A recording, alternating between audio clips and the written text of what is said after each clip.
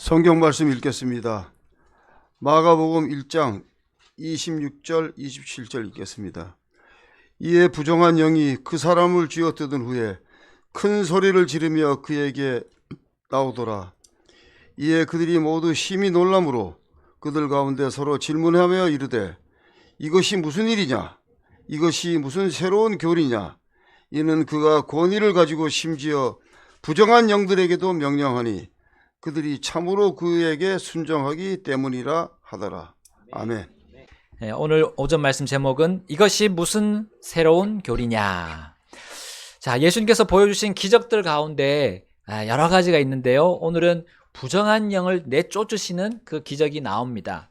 자, 부정한 영은 마귀의 영입니다. 자, 그분은 일하시는 도중에 그 부정한 영에 들린 사람과 마주치기도 하셨고요. 또 어떤 경우에는 그렇게 마귀 들린 그 사람의 가족들이 그를 데려와서 좀 고쳐달라고 요청하기도 했습니다. 자, 오늘 본문은 전자의 경우입니다. 그 부정한 영과 정면으로 마주친 그런 장면이 나옵니다.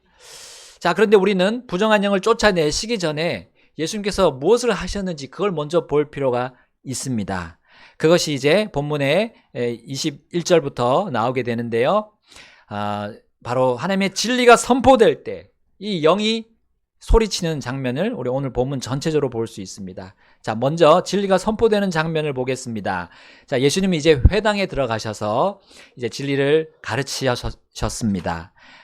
그 진리를 가르쳤을 때 거기 모인 사람들이 어떤 반응을 보입니까? 우리 22절 말씀에 이렇게 나와 있죠.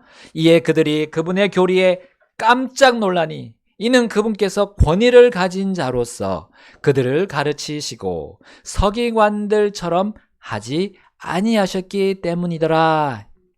자, 사람들이 그분께서 가르치신 내용 그것을 들어볼 때 그들이 놀라워했다는 거죠. 자, 이 회당은 어떤 곳이었습니까? 그 당시 랍비들이라고 불리는 이 바리새인들, 그들 중에 또 서기관들이 이 두루마리 성경을 가져와서 읽고 가르치던 그런 곳이었습니다. 자, 유대인들은 이 서기관들의 가르침을 들어왔어요. 그동안 서기관들의 가르침만을 들어왔습니다. 그런데 예수님께서 가르치신 내용은 그들과는 확연한 차이가 있었던 거죠. 왜 유대인들은 예수님의 교리에 그 가르침에 놀랐습니까? 먼저 오늘 말씀하시는 것이 그분의 권위 때문입니다. 그분의 권위. 자, 우리 그 당시에 이제 성경을 필사하고 구약 성경이죠. 그것을 필사하고 이제 유대인들에게 그 성경으로 가르치는 권위는 이 서기관들이 가지고 있었습니다. 그런데 그런 권위가 없는 이 한 사람이 딱 회당에 와서 자기들을 가르치는 거 아닙니까? 이상한 일이다라고 그들은 생각하면서 처음에는 이거 들을 수 있는 건가 하면서 거북할 수 있었어요.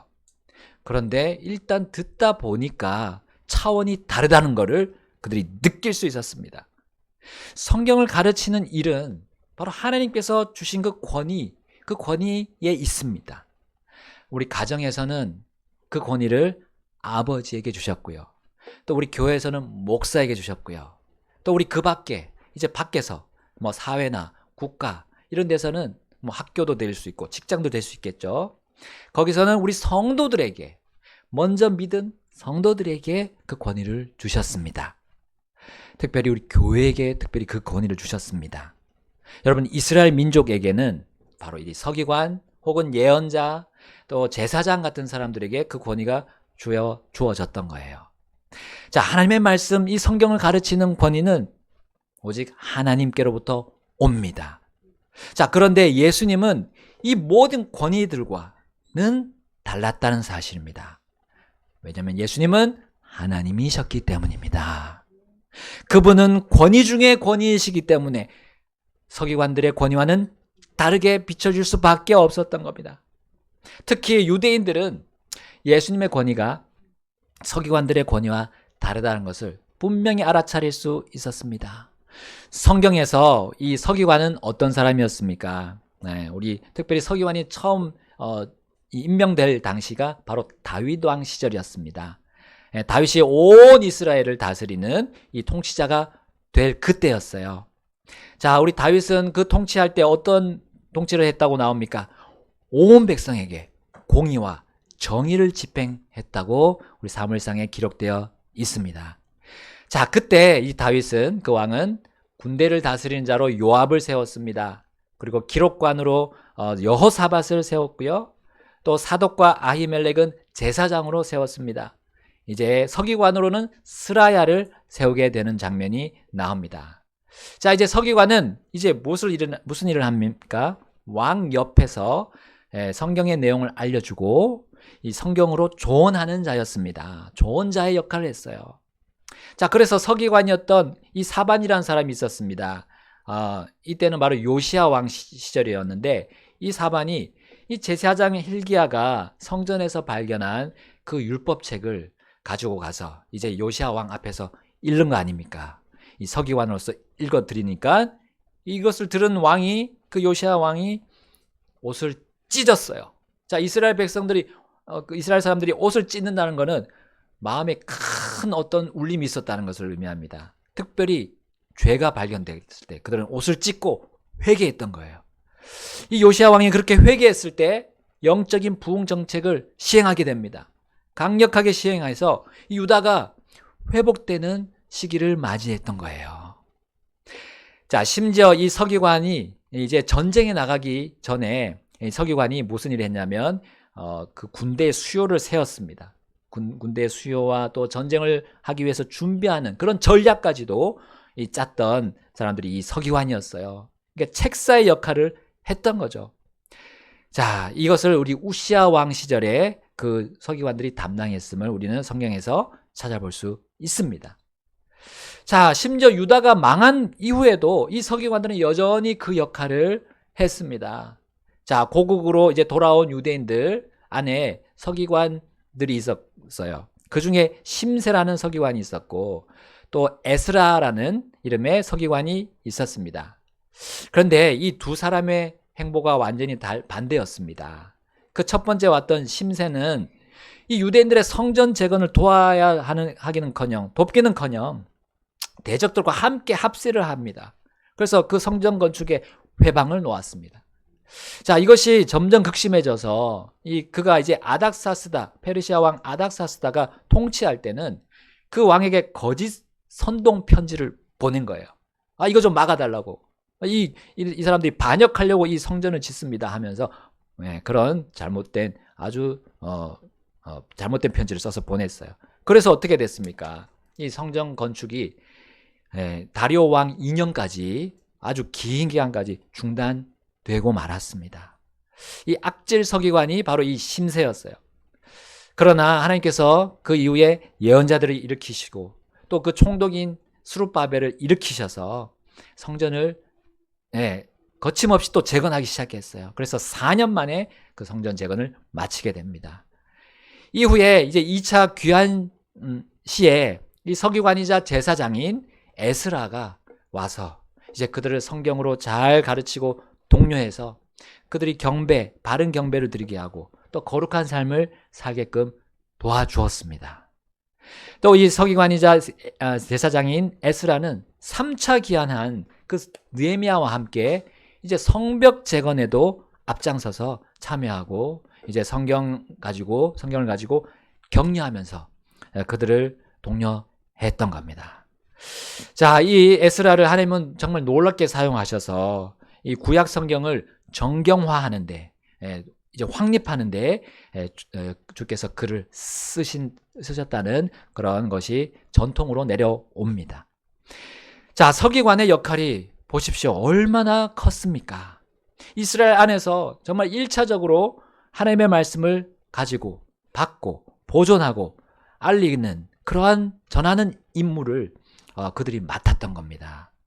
그러므로 에스라를 통해 이렇게 정경화된 구약 성경들은 대대손손 필사가 되어서 전달이 되었습니다. 또한 그들은 백성에게 성경 내용들을 알려주고 그들이 하나님을 섬기게끔 인도했고 또 하나님께로 돌이키는 그런 영적으로 부흥하는 일에 선두주자의 역할을 이 서기관들이 했던 겁니다.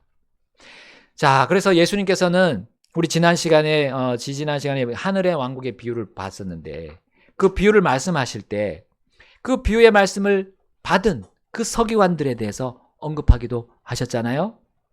자, 그렇게 주님의 교리를 받은 서기관이 어떤 사람과 같냐? 마치 자기 보고에서 옛 것과 새 것을 꺼내오는 어떤 집주인과 같다고 묘사하셨습니다. 예수님도 이 서기관이 맡은 역할이 그만큼 또 그들의 맡은 책임이 얼마나 큰지를 알려주셨던 거죠. 서기관은 옛 것과 같은 성경을 가지고 있지만 정말 그것이 고리타분한 것이 아님을 주님이 알려주시는 대목입니다. 그들이 가진 성경은 구식이고 구닥다리고 헌 것이 아니라는 것을 주님이 말씀하시는 거예요. 그들은 사실 새 것을 가지고 있다는 것을 말씀해 주신 겁니다. 그들이 아주 비유하자면 아주 값비싼 골동품과 같은 것을 소유하고 있다는 것을 주님이 말씀하신 겁니다. 그러므로 여러분 가지고 계신, 우리가 가지고 계신 이 보존된 성경은 새 것이나 다름없습니다. 오래전에 4,000년 전에 기록되었지만 그렇게 고리타분한 것이 아니란 거죠. 지금도 여전히 생명력이 있고 우리를 변화시키고 우리를 또 우리의 소망을 가질 수 있던 영원한 소망을 가질 수 있도록 도와주는 것이 이 성경임을 우리에게 보여주고 있다는 겁니다. 여러분, 서기관들은 옛날부터 그들이 필사해서 보존한 이 하나님의 기록된 말씀, 이 거룩한 말씀을 가지고 있다는 것을 그 비유에서 설명해 주셨어요. 그러한 서기관도 그러나 한 가지 조건이 있습니다. 그 성경만 가지고 있으면 안 돼요. 그 진주와 보물과 같은 그 값지고 변함이 없는 그 새 것을 가지고 있기만 하면 안 된다는 거죠. 그 교리를, 거기서 나오는 교리를 믿고 받아들여야 한다고 했습니다.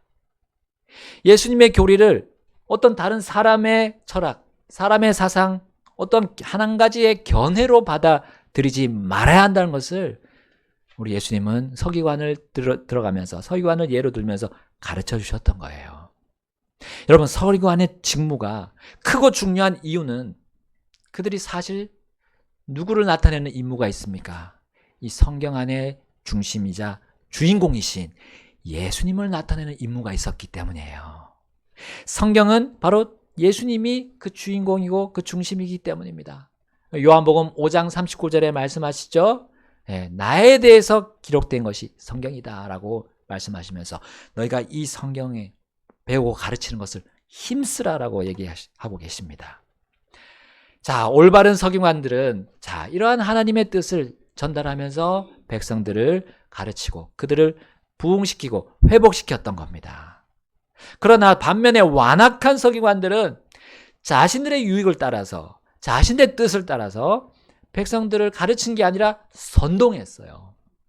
자, 이들은 아버지 하나님, 또 아들 하나님, 성령 하나님, 이 삼위일체 하나님의 뜻이 아닌 세상과 마귀와 육신, 이 악한 삼위일체의 뜻을 제시했던 겁니다.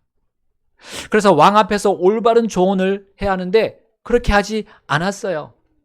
자, 우리 일례로 메시아 예수님의 탄생을 알고 온 그 동방의 현자들이 헤롯 왕에게 찾아갔죠. 그때 왔을 때 이 헤롯은 서기관들에게 메시아가 어디에서 탄생할 것이냐 물었습니다. 이 성경 기록에 능통했던 서기관들은 곧바로 자신들의 두루마리 성경을 열어서 딱 보여주는 겁니다. 어디입니까? 미가서 5장 2절이었어요. 유대 땅, 그 작은 고을 유대 땅이 그 베들레헴에서 바로 통치자가 태어나실 것이다 라는 그 예언을 말씀드립니다. 그러나 이 서기관들은 거기까지만 했어요. 그 다음은 이 헤롯 왕이 정말 아이 예수님과 이 베들레헴의 아이들을 죽이려 할 때 그들은 입을 막고 가만히 있었습니다. 그들은 조언자로서 왕이 잘못했을 때 얘기를 해줘야 돼요. 근데 그 임무를 하지 않았던 겁니다. 자, 이제 예수님은 그 위협에서 탈출하셔서 이제 장성하셨어요. 그리고 이제 유대인들 앞에서 나와서 그 공생애를 시작하면서 그 유대 서기관들에 대해서 이렇게 평가하십니다. 마태복음 5장 20절 말씀입니다. 이는 내가 너희에게 이르기를 너희 의가 서기관들과 바리새인들의 의보다 뛰어나지 못하면 너희가 어떤 경우라도 하늘의 왕국에 들어가지 못하리라 하기 때문이라. 아멘. 자, 예수님은 이 서기관들의 의가 그 서기관들을 하늘의 왕국에 들어가게 할 수 있는 의로 평가하신 겁니까? 그렇습니까? 아니죠. 왜냐하면 그들의 의보다 더 뛰어난 의여야 그들이 들어갈 수 있다라고 말씀하셨기 때문입니다. 그러므로 그분은 서기관들이 가지고 있는 그 의에 문제가 있음을 제시하신 거예요. 하늘의 왕국에 들어갈 수 없는 그들의 의라는 평가입니다. 그들의 의가 얼마나 위선적이었는지 주님은 계속 말씀하셨어요. 마태복음 23장에서 서기관들이 어디 자리에 앉아 있다 했습니까? 바로 그들이 존경하는 모세, 그 모세의 자리에 앉아 있다고 말씀하기 시작하셨어요. 자, 그러면서 무려 마태복음 23장에만 7번 그들에게 그러한 서기관들의 위선적인 서기관들의 의에 화가 있을 거라고 공개적으로 선포하십니다. 너에게 화가 있을지어다. 너에게 화가 있을지어다. 7번을 얘기하셨어요. 결국 서기관들이 자신을 십자가에 못 박게 내어줄 것을 예수님은 제자들에게 말씀하시면서 그들의 누룩, 곧 그들의 죄악을, 그들의 거짓 의를 경고하셨어요. 그들의 위선을 경고하셨습니다. 너희도 그들과 같이 될 수 있는 상황에 있으니까 조심해라 라고 경고하셨어요. 그러나 어떤 서기관에 대해서는 이렇게 말씀하십니다. 내가 하나님의 왕국에서 멀지 아니하도다. 마가복음 12장 34절에 그렇게 그 서기관을 평가하셨습니다. 그러나 대부분의 서기관들은 그 직분의, 그 서기관의 직분의 목적을 거부하고 결국 주를 부인하는 데 이르고 주를 핍박했던 겁니다. 자, 이 좋고 귀중한 직분, 이 서기관이란 직분을 가진 그것의 존재 목적이 누굽니까?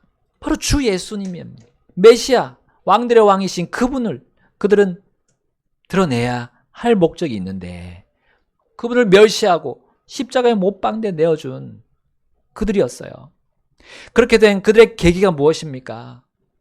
바로 그들이 받은 그 하나님께로부터 받은 권위를 그들 스스로 거부한 것이기 때문입니다. 그들이 그 받은 권위를 잘 올바르게 사용했다면 예수님을 받아들인 대로 나아갈 수 있었어요.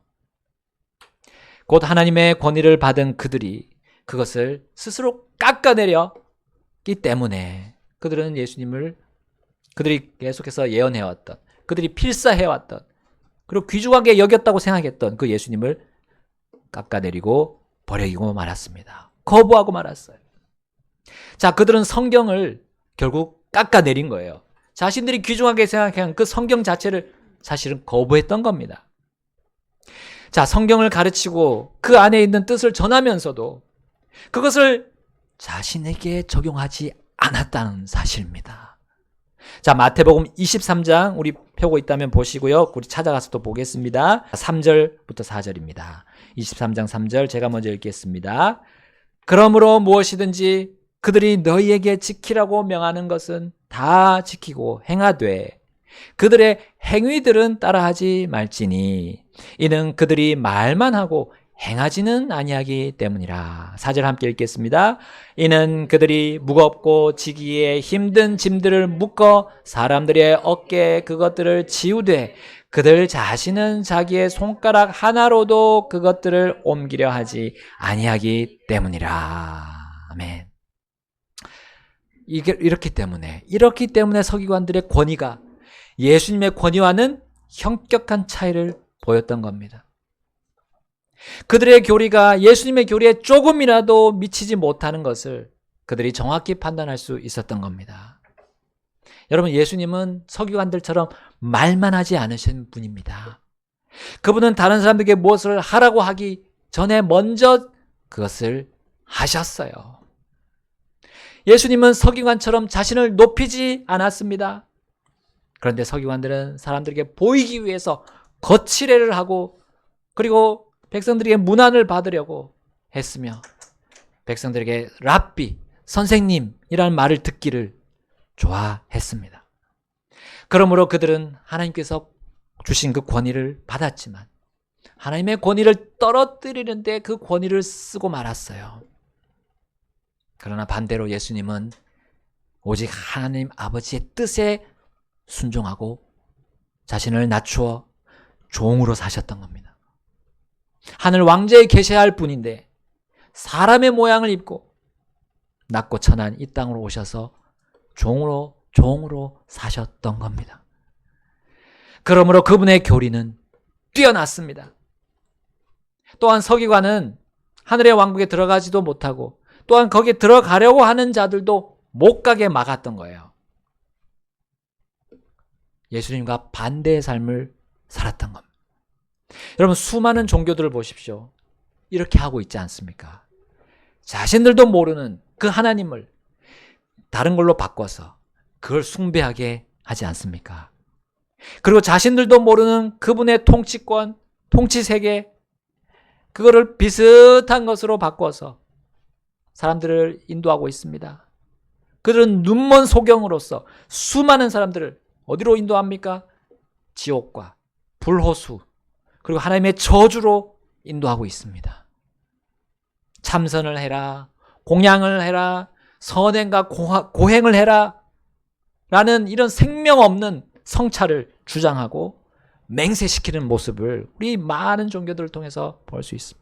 심지어 기독교라고 이름 붙이고 또 교회라고 이름 붙이는 그 안에서도 이런 일들이 벌어진다는 사실을 우리는 압니다. 그리고 여러분 보실 겁니다. 계속 보고 계실 거예요. 그러나 그것은 여전히 그 속은 썩어 있습니다. 그 속에는 아무것도 없습니다.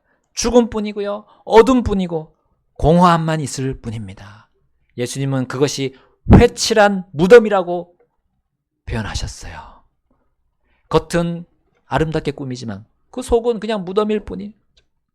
그리고 그것을 행하는 사람들은 다 살인자다라고 하셨습니다. 그러므로 이러한 서기관들은 주님의 주신 권위를 상실하는 거죠. 유대인들은 그들 안에서 하나님의 권위를 찾아볼 수 없었던 겁니다. 그러나 예수님 안에서는 찾아볼 수 있었습니다. 온전히 하나님의 권위를 가지고 그것을 가지고 말하는 예수님을 보고 그분의 모습, 그분의 본을 그들은 따라갈 수 있었던 겁니다. 그분은 그 권위로 가르쳤을 때 정말 유대인들은 그분 안에 있는 그 교리 안에 있는 생명력, 충만함을 다 느낄 수 있었던 거예요. 그분의 교리는 죽어가던 자신들을 온전히 살리는 권능임을 그들은 확인했습니다.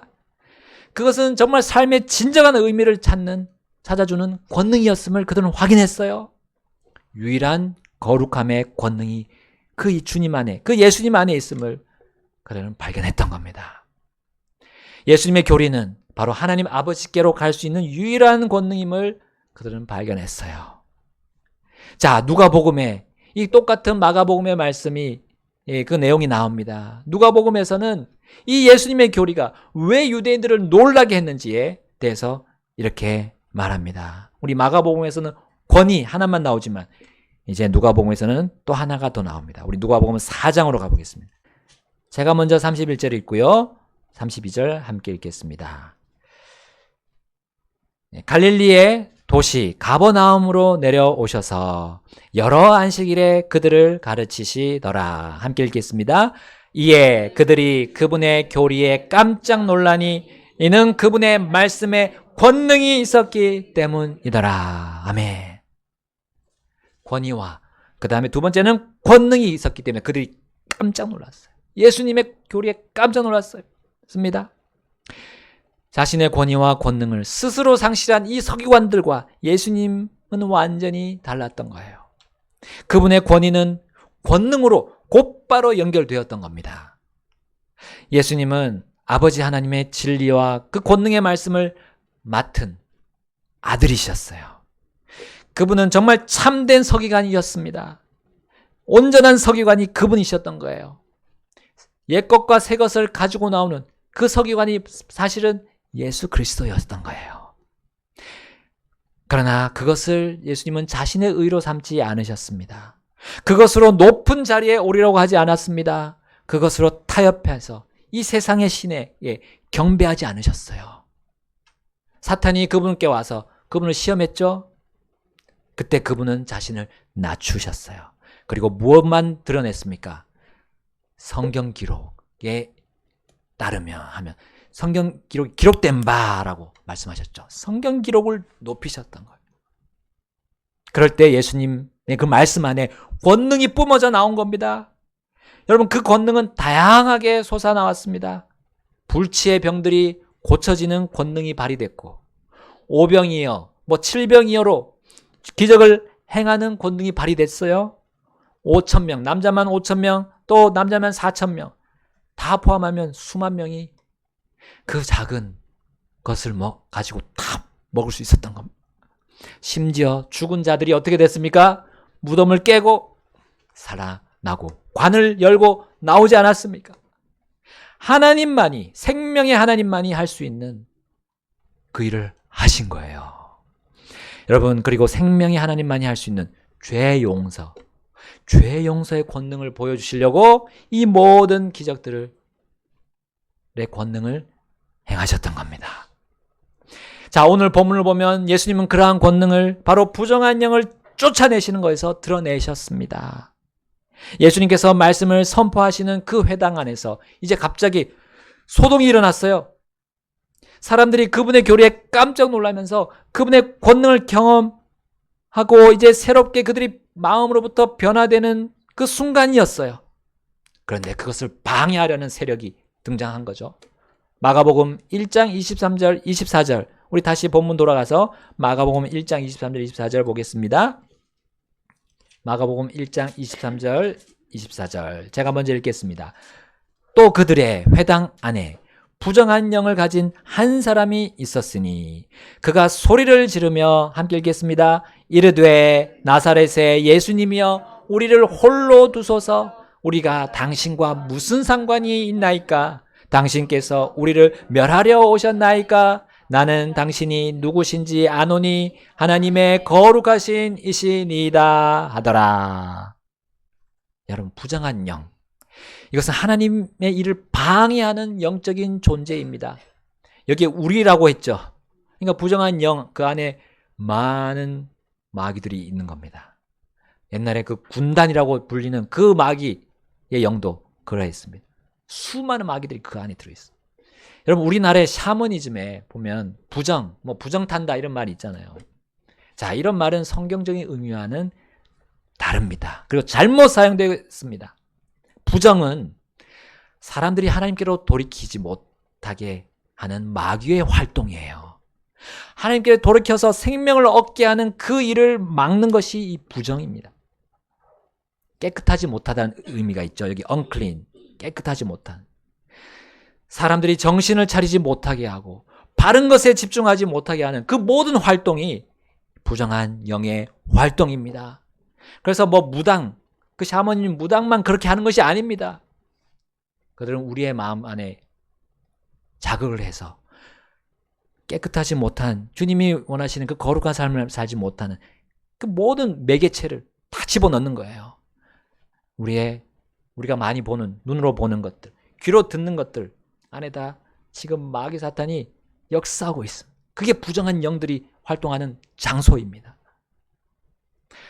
여러분, 이것이 우리를 주님께로 나아가는데 방해물이 됩니다. 그리고 우리가 바른 말씀을 받아들이는데 방해를 하는 거예요. 그리고 우리가 변화되고 새롭게 되는데 방해하는 것이 이 부정한 영입니다. 이 활동이 계속해서 있습니다. 그래서 주님이 말씀하셨어요. 이 서신서를 통해서 말씀하셨어요. 너희가 영을 분별해라 했어요. 이 영이 어디서 오는 건지, 성령님인지 아니면 성령님을 대적한 육신을 쫓아가는 이 마귀의 영인지를 구분하라 했습니다. 바로 하나님의 진리의 말씀으로 우리는 구분할 수 있습니다. 이 성경이에요. 그래서 성경을 높여야 합니다. 높일 때 우리는 이 부정한 영에 빠지지 않습니다. 그리고 우리가 혼란 속으로 들어가지 않습니다. 자, 이 부정한 영이 처음에는 가만히 있었습니다. 그런데 이제 사람들이 막 변화가 일어나려고 하니까 그때 소리 질러대댔어요. 심지어 그 영은 예수님이 하나님의 거룩하신 이다라고 예수님을 소개까지 합니다. 그러나 그 영은 자신이 그분에 의해서 멸망당할 존재임을 알고는 주님, 저하고 상관없잖아요. 지금 우리를 멸하려고 오셨습니까? 하고 막 소리를 치는 겁니다. 그분의 권위와 그분의 권능으로 사람들이 살아나지 못하도록 정말 우리 한마디로 소위 말하는 물귀신 작전이죠. 물귀신 작전을 감행하기 위해서 그가 뛰쳐나온 거예요. 그러나 예수님은 그 권위와 권능으로 이렇게 하셨어요. 25절 말씀입니다. 25절 이에 예수님께서 그를 꾸짖어 이르시되 너는 잠잠하고 그에게서 나오라 하시더라. 26절입니다. 이에 그 부정한 영이 그 사람을 쥐어뜯은 후에 큰 소리를 지르며 그에게서 나오더라. 여러분, 우월한 권위와 권능으로 예수님이 명령했을 때 이 마귀들로 득실거리던 그 영이 순종하게 되고 그 사람에게서 나오게 됐습니다. 자, 사람들은 이 장면을 보고 심히 놀랐어요. 자, 27절에 보니까 이것이 무슨 일이냐? 이것이 무슨 새로운 교리냐?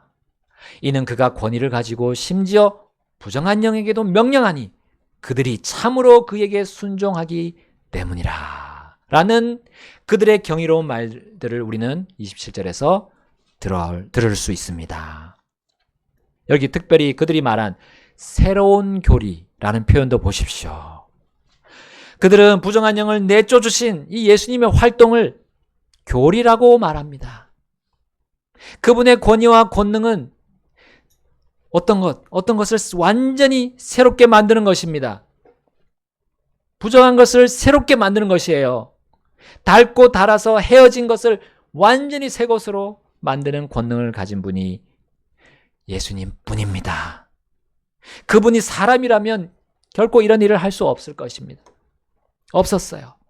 이와 같은 새로운 교리, 곧 예수님을 통한, 예수님을 또 나타내는 그 성경 안에 있는 그 권위와 권능의 활동이 여러분 우리의 삶에서도 일어나야 함을 오늘 보여주십니다. 주님은 우리와 함께 헌 것과 멸망할 것을 완전히 새롭게 하고 새 생명을 주는 일을 하려고 하십니다. 지금 하려고 계속 우리를 마음을 주장하십니다. 예수님은 여전히 살아계시고 우리 각자와 또 우리 교회와 함께 그 일을 할 수 있도록 강능으로 우리를 부르셨어요. 이 주님의 요청, 이 주님의 초청에 우리는 응답해야 합니다. 계속 응답해야 됩니다. 정리하겠습니다. 여러분, 우리의 각자 삶에 예수님의 교리가 살아 움직이고 있습니까? 정말 부정한 영을 내쫓을 만한 그런 생명력이 우리 안에도 우리 삶에도 일어나고 있습니까? 그분은 그렇게 되기를 우리에게 그렇게 되기를 바라시고 이 말씀을 주셨다고 저는 믿습니다. 그분의 권위와 권능이 내 안에서도 우리의 삶에서도 우리 교회 안에서도 발휘되기를 원하십니까? 네. 그렇다면 주님이 우리에게 그 힘을 그 권위와 권능을 계속 주실 것입니다. 그것으로 사람들을 변화시키고 새롭게 하고 내 자신을부터 먼저 그렇게 새롭게 하고 다른 사람들도 그렇게 할 수 있는 일을 올 한 해도 하실 것입니다. 사람의 것으로는 불가능합니다. 그러나 바른 서기관들이 했던 것처럼 예수님과 교제하면 가능합니다. 우리 예레미야 옆에 서기관 바룩이라는 사람이 있었어요. 그는 하나님께서 주신 예레미야에게서 주신 그 말씀을 받아서 다 기록했습니다. 그것을 가지고 가서 이제 왕에게 줬더니 왕이 어떻게 합니까? 다 찢어가지고 그 화롯불에다 다 태워버렸어요. 그런데 서기관 바룩은 낙심하지 않고 또다시 예레미야를 통해 주신 말씀을 기록했어요. 그는 완악한 왕이 아니라 이 서기관 바룩은 왕 중의 왕이신 메시아만을 기다리면서 그 악한 왕에게 목숨이 달아날 수도 있지만 끝까지 하나님의 말씀, 성경을 필사하고 기록하고 남기고 전했던 겁니다. 그는 목숨을 내놓고 하나님의 말씀을 보존하고 지켰던 거예요. 이것이 바로 예수님과 교제하는 표본입니다. 모범입니다. 여러분, 우리가 성경을 가지고 어떻게 하고 있습니까? 성경으로 우리는 주님과 교제할 수 있어요. 다른 어떤 세상의 것들, 사람들이 말하는 것들은 우리에게 혼란을 줄 뿐. 그러나 성경으로 주님이 주시는 말씀에 우리가 귀를 기울이고 거기에 권능이 있다는 거, 거기에 정말 나의 삶의 목적과 목표가 있다는 것을 우리가 마음에 두었을 때, 그리고 그것을 원했을 때 주님은 그 권능을 발휘시킬 수 있도록 우리를 사용하여 주실 것입니다. 우리 교회를 그렇게 써주실 겁니다. 여러분, 하나님의 말씀, 성경 제일 높은 자리에, 제일 우리의 삶의 우선순위에 두는 그런 지혜로운 우리 모두가 되기를 주님이 바라십니다. 그러한 마치 서기관 같은, 그런 서기관 같은 사람들이 되기를 주님이 원하십니다. 다 같이 우리 주님 앞으로 가셔서 결단하지 않으시겠습니까?